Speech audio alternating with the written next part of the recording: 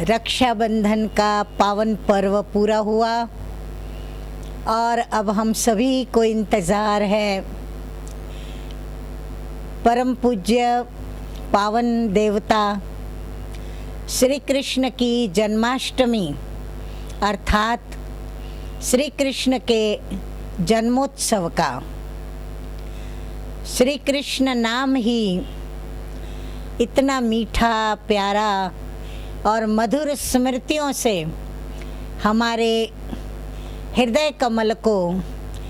खिलाने वाला है। श्री कृष्ण नाम से ही अनेक धार्मिक और आध्यात्मिक शास्त्रोक्त अनेक वृत्तांत और दृष्टांत हमारी नज़र के समक्ष आ जाते हैं। अनेक श्री कृष्ण के दिव्य कर्तव्य और उनके दिव्य चरित्र हमारी नज़रों के आगे ऐसे आते हैं जिन्हें देख कर मन हर्षाता है, हृदय पुलकित होता है और दिल करती है कि अब ही हमारे सामने प्रत्यक्ष रूप में प्रैक्टिकल श्री कृष्ण हो और हम उनके साथ उनके संग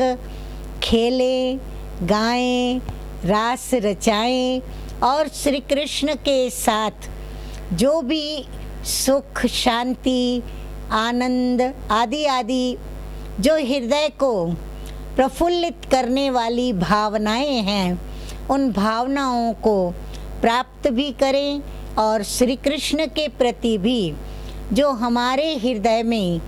श्रद्धा है, प्रेम है, भक्ति है, लगन है, हम उसको प्रकट करें। श्री कृष्ण नाम से ही सबसे प्रथम याद आता है राधे और श्री कृष्ण का पवित्र प्रेम, गोपियों का और श्री कृष्ण का भी पवित्र प्रेम, सुदामा और श्री कृष्ण के बीच अनन्य दोस्ती, मित्रता और उसके साथ ही अर्जुन और श्री कृष्ण के बीच भी मित्रता, उसके साथ साथ श्री कृष्ण के साथ उनके बाल गोपाल मित्र जो कि उनके संग खेलते रहे, अनेक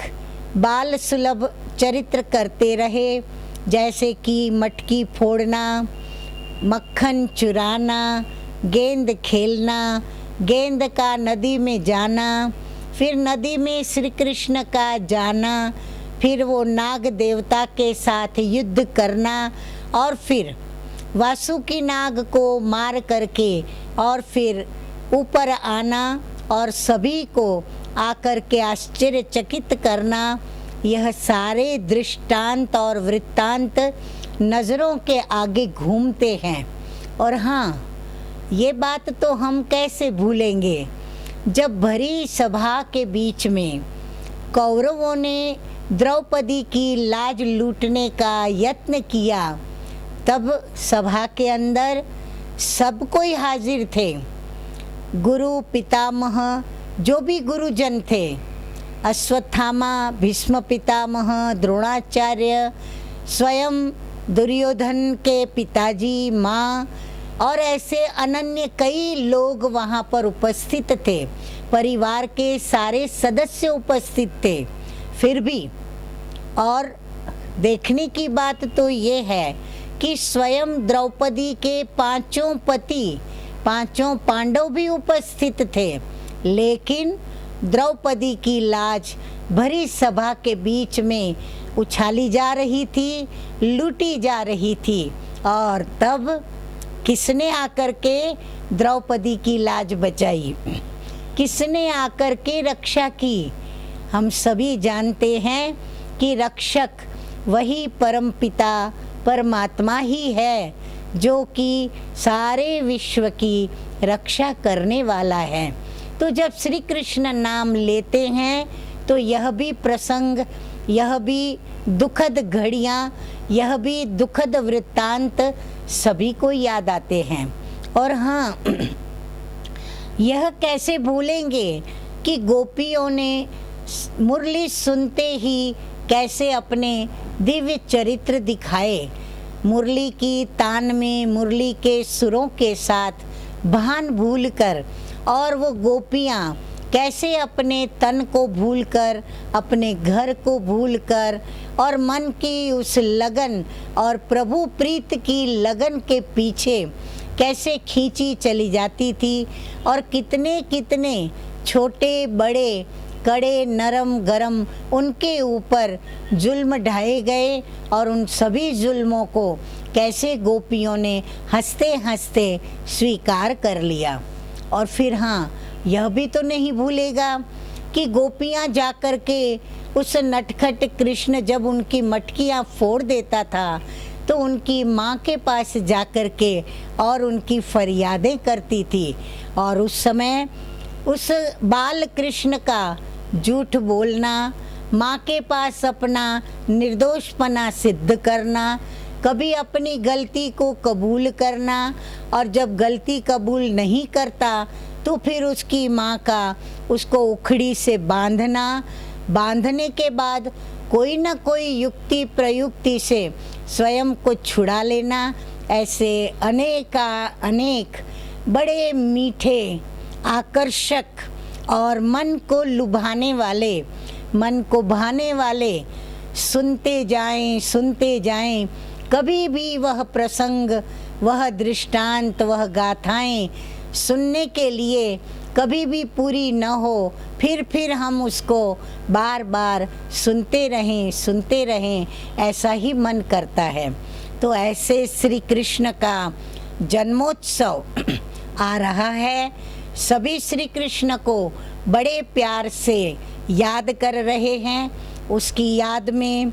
गीत गाए जा रहे हैं, कविताएं लिखी जा रही हैं, आर्टिकल्स लिखे जा रहे हैं, रास रचाए जा रहे हैं, गरबे खेले जा रहे हैं, और ऐसे अनेक विध आनंद की जो भी करने की क्रियाएं हैं वो सभी कर रहे हैं। और उसके साथ साथ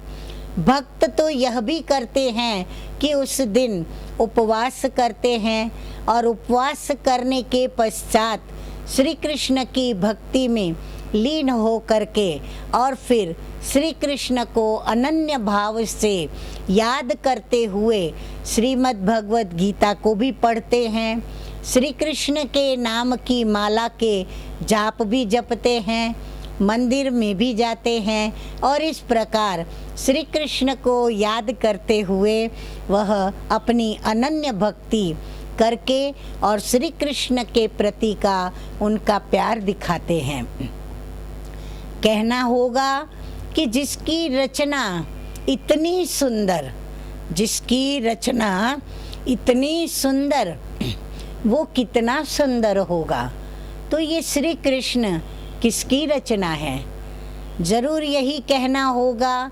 कि यह रचना भी उस रचनाकार रचयिता जो स्वयं प्रभु है, ईश्वर है, भगवान है, अल्लाह है, जो हम सर्व आत्माओं के बेहद के आत्माओं के पिता परमात्मा है, वह परम पिता परमात्मा जिसको ही कहते हैं सत्यम शिवम सुंदरम। यही कारण है कि शिव के वही गुण श्री कृष्ण में भी पाए जाते हैं। वो सत्य है और अति सुंदर है, तो श्री कृष्ण भी वैसी ही सुंदर रचना है, और कल्याणकारी होने के कारण उसे सदा शिव कहा है। तो श्री कृष्ण के पास भी हरेक अपनी अपनी दुख की परिस्थितियाँ, अपनी समस्याओं को लेकर के, और उसे जब जब जिसने भी याद किया उसका दुख उसने मिटाया, उसकी समस्या को उसने सुलझाया, उनकी भीड़ को उसने तोड़ा अर्थात मिटाया, और उनको जो सुख पहुंचाना चाहिए वह सुख पहुंचाया। जिन बंधनों से मुक्त होना चाहिए उन बंधनों से मुक्त भी किया। यह कैसे भूल सकते हैं कि स्वयं उसके माता पिता जो कि कंस के बंधन में थे, तो कैसे उसके बंधन से उनको भी मुक्त किया। और इसी प्रकार हम ये बात भी कैसे भूलेंगे कि उसने कंस, जरासंध और शिशुपाल जैसे असुरों का भी नाश किया। अर्थात श्री कृष्ण का एक एक वृत्तांत देखेंगे तो हर वृत्तांत दुख हरता, सुख करता, पतितों को पावन करने वाले और हर आत्मा को हर दुख की घड़ियों में मदद करने वाले वही परम पिता परमात्मा सदा शिव, जो कि सत्य गीता का ज्ञान दे करके हर मनुष्य आत्माओं के दुख और दर्द का निवारण करते हैं। और जब जब सृष्टि पर अधर्म का साम्राज्य फैलता है, विषय विकारों के कारण लोग दुखी होते हैं, अशांत होते हैं, पापाचार बढ़ता है, भ्रष्टाचार बढ़ता है, दुराचार बढ़ता है, लोगों की कुवृत्तियां हो जाती हैं, कुदृष्टि हो जाती है और अपनी माँ, बहन और प्रत्येक नारी के ऊपर बलात्कार करने का उनका मन करता है, ऐसी कुवृत्ति होने लगती है। तब परमपिता परमात्मा अपने श्रीमद् भगवत गीता में जो अपने बच्चों से, अपने भक्तों से वायदा किया है कि यदा यदा ही धर्मस्य ग्लानिर्भवति भारत, जब जब इस सृष्टि पर धर्म की ग्लानि होगी तब तब मैं इस सृष्टि पर साधुओं के रक्षणार्थ और इस सृष्टि पर सत्य धर्म की स्थापना करने आऊँगा। और वह प्रकृति के ऊपर विजयी वह परम पिता परमात्मा, जो कि प्रकृति के अधीन नहीं परंतु प्रकृति को अधीन करके और दिव्य अवतरण लेते हैं, तो वह आते हैं और सत्य धर्म वाली दुनिया अर्थात सतयुग, अर्थात श्री कृष्ण की पावन सृष्टि, श्री कृष्ण की नई दुनिया, जिसको सतयुगी सतो प्रधान सृष्टि कहते हैं। और उसी सतो प्रधान सृष्टि के अंदर प्रभु श्री राधे और श्री कृष्ण के समान इन देवी देवताओं की दुनिया को रचते हैं और हम मनुष्य आत्माओं को भी उस दुनिया के लिए तैयार करते हैं। तो आज यह भी एक बात खुशी की हम आपको अवश्य सुनाए बिगर नहीं रह सकते कि फिर से परम पिता परमात्मा शिव सृष्टि पर आकर वही प्यारे आकर्षण मूरत, मन मोहक, मुरली मनोहर श्री कृष्ण, जो कि सर्वगुण संपन्न, 16 कला संपूर्ण, संपूर्ण निर्विकारी, अहिंसा परमो धर्म, मर्यादा पुरुषोत्तम, उनका राज्य फिर से आ रहा है, उनकी दुनिया फिर से आ रही है। अरे श्री कृष्ण स्वयं फिर से इस धरती पर पधार रहा है। विनाश के दृश्य तो हम देख ही रहे हैं, कैसे विज्ञान के द्वारा हो रहे हैं, कैसे प्रकृति के 5 तत्वों के द्वारा भी इस सृष्टि का शनै शनै नाश होता जा रहा है। और शास्त्रों ने भी कहा है, बताया हुआ है कि जब सृष्टि के अंदर विनाश होता है तो इस विनाश के पश्चात समुद्र के अंदर यह संसार एक विशाल समुद्र है, जिसके अंदर एक पीपल के पत्ते पर अंगूठा चूसता हुआ श्री कृष्ण, तो वही समय फिर से आ पहुंचा है। और अब फिर से श्री कृष्ण आ रहे हैं हम सर्व आत्माओं के लिए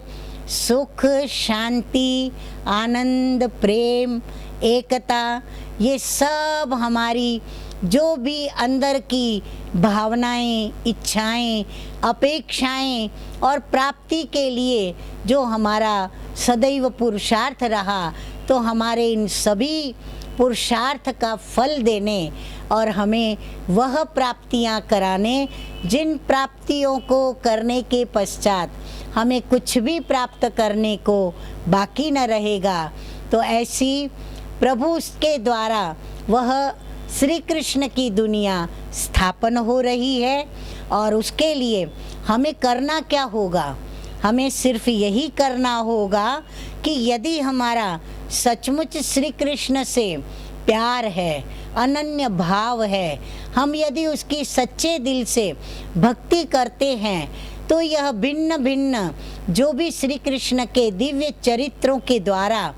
जो अनेक गुणों के दर्शन होते हैं, उनकी जो अलौकिक दिव्य शक्तियाँ हमें दर्शाई गई हैं, हम उन गुणों को और उन शक्तियों को स्वयं में धारण करें। जैसे श्री कृष्ण माँ की आज्ञा पर चलते थे, अपने मित्र के साथ उन्होंने वफादारी निभाई, गोपियों के साथ उन्होंने प्रीत की रीत निभाई, श्री राधे के साथ उन्होंने अपना प्रेम निभाया। इसी प्रकार अपने माता पिता के प्रति उनका जो कर्तव्य था, उनका जो फर्ज था, वह भी निभाया। और संसार के प्रति जो उनका फर्ज था, कर्तव्य था, कार्य था कि असुरों का नाश करना और फिर से उन असुरों का नाश करके और उनसे पीड़ित आत्माओं को सुख पहुंचाना, तो हम भी अपने जीवन के अंदर वही गुणों को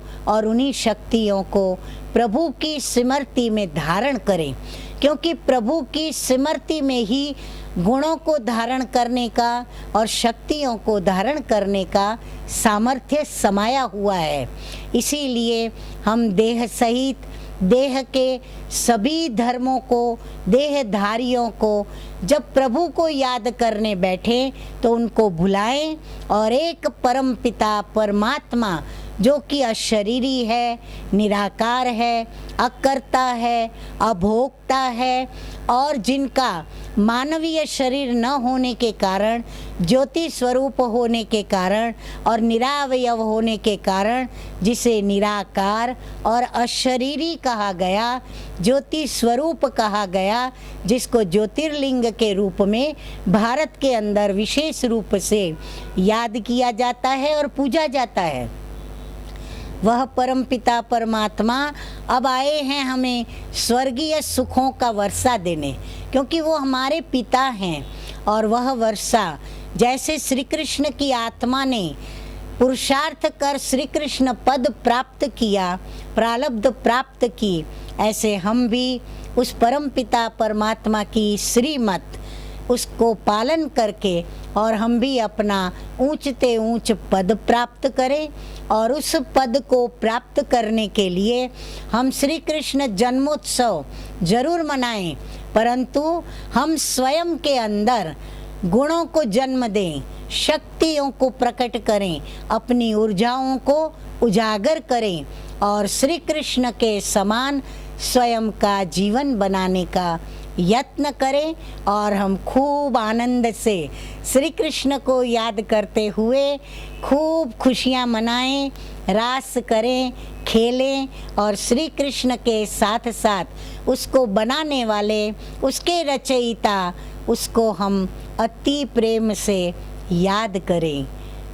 ओम शांति। आप सभी को बहुत बहुत श्री कृष्ण जन्माष्टमी और श्री कृष्ण जन्मोत्सव की बहुत बहुत बधाई हो, बधाई हो, बधाई हो। ओम शांति।